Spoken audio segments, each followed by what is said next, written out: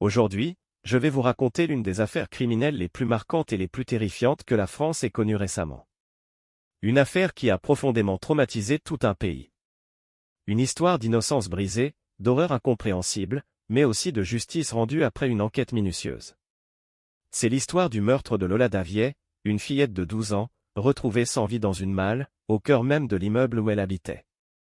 Nous sommes le 14 octobre 2022, dans le 19e arrondissement de Paris. C'est un vendredi ordinaire pour Lola Daviet, une enfant décrite comme souriante, studieuse, pleine de vie. Elle rentre de l'école à 12h30. Ses parents sont gardiens de l'immeuble et vivent donc sur place. Tout semble normal. Personne ne peut imaginer que les heures qui suivent vont basculer dans l'horreur. Ce jour-là, Lola ne remontera jamais à son appartement. Peu après sa disparition, l'inquiétude monte. Sa famille la cherche partout, dans l'immeuble, dans les cages d'escalier, dans la cour. Aucune trace. Les minutes deviennent des heures, et très vite, l'affaire prend un tournant dramatique. Alors qu'on la croit peut-être encore dans les environs, un homme, un résident de l'immeuble, découvre une malle abandonnée dans une cour intérieure, non loin des parkings. Il s'approche. L'odeur, déjà, dit quelque chose de terrible. Il ouvre légèrement. Ce qu'il voit le glace d'effroi. Le corps d'une enfant, caché, meurtri. Les secours sont immédiatement appelés. Très vite, la police arrive sur place. Le corps est identifié, c'est Lola. La découverte crée une onde de choc. Comment cela a-t-il pu se produire dans un immeuble sécurisé, filmé par des caméras, où tout le monde se croise et se connaît? Les enquêteurs décident alors d'examiner scrupuleusement toutes les images de vidéosurveillance. C'est là que les premiers indices apparaissent. Les caméras montrent une femme, âgée d'une vingtaine d'années, inconnue de la famille, qui circule dans l'immeuble à plusieurs reprises. Elle transporte des sacs, puis plus tard, une grosse valise, semblant très lourde. Cette femme, c'est Dabia Benkired.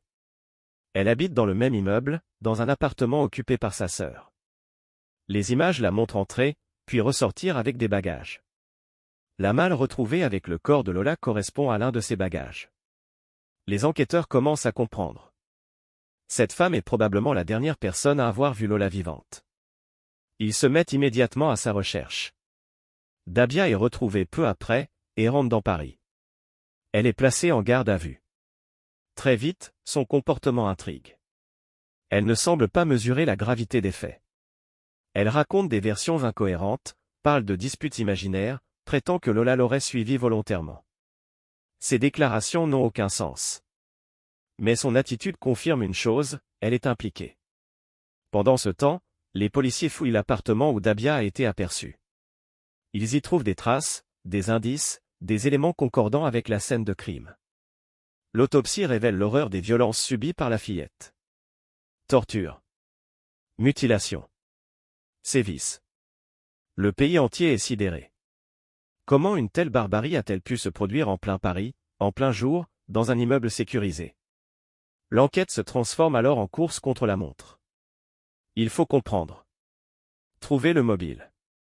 Prouver les faits. Chaque minute compte. Les témoignages s'accumulent. Plusieurs voisins confirment avoir vu Dabia traîner dans les couloirs, parfois en parlant seul. D'autres disent l'avoir vue transporter des valises inhabituellement lourdes. Chaque élément renforce le dossier.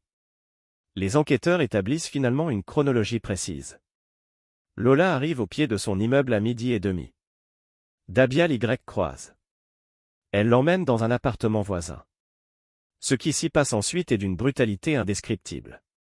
Puis, Dabia dissimule le corps dans la malle. Elle tente de quitter les lieux, cherchant à se débarrasser du bagage, mais finit par l'abandonner dans une cour de l'immeuble. Lors de ses auditions, Dabia alterne entre déni, incohérence et aveux lacunaires. Certains experts psychiatriques sont consultés. Ils concluent qu'elle ne souffre d'aucun trouble abolissant sa responsabilité pénale. Elle est pleinement consciente de ses actes. Elle pourra donc être jugée pour meurtre, torture et viol. Les semaines passent, puis les mois. L'affaire devient nationale. Des débats éclatent sur la sécurité, la protection des enfants, et la dangerosité de certaines personnes. Mais malgré le choc, l'enquête continue méthodiquement, sans précipitation, afin d'éviter la moindre faille judiciaire. Finalement, En 2025, le procès s'ouvre à la cour d'assises de Paris. La salle est pleine. Les journalistes, la famille, les experts, tout le monde attend les réponses à cette question, pourquoi? Pourquoi s'en prendre à une enfant innocente? Pourquoi tant de violence? Lors des audiences, Dabia apparaît froide, détachée, parfois confuse. Face à elle, la famille de Lola raconte leur fille. Une petite fille joyeuse. Lumineuse.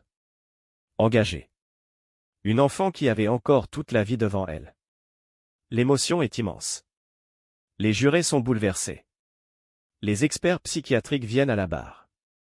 Ils confirment, Dabia est responsable de ses actes. Elle n'est ni schizophrène, ni délirante au point de perdre tout discernement.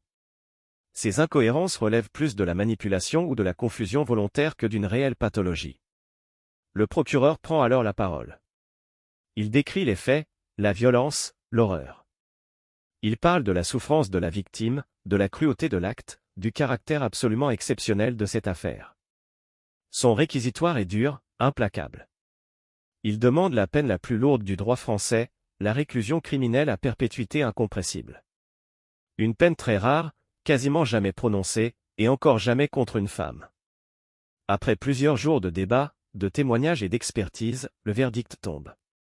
Dabia Benkired est reconnue coupable de l'ensemble des faits, assassinat, viol, actes de torture et de barbarie sur une mineure. Elle est condamnée à la réclusion criminelle à perpétuité assortie d'une période de sûreté incompressible. Le pays apprend que, pour la première fois dans l'histoire judiciaire moderne, une femme reçoit la peine maximale sans possibilité d'aménagement. La condamnée ne fera pas appel. Le verdict devient définitif. L'affaire Lola Davier se clôt ainsi, apportant au moins une forme de justice, même si rien ne pourra jamais effacer la douleur de la famille. Aujourd'hui encore, cette affaire pose de nombreuses questions. Comment prévenir de tels actes? Comment protéger davantage les enfants? Comment repérer les individus dangereux avant qu'il ne soit trop tard? Et surtout, comment faire face à l'incompréhensible? Une chose est certaine, Lola restera dans les mémoires, comme un symbole, comme un rappel douloureux mais essentiel de la fragilité de l'innocence, et de la nécessité d'une justice forte, rapide et déterminée. Merci d'avoir écouté ce récit. Prenez soin de vous, et surtout, veillez les uns sur les autres.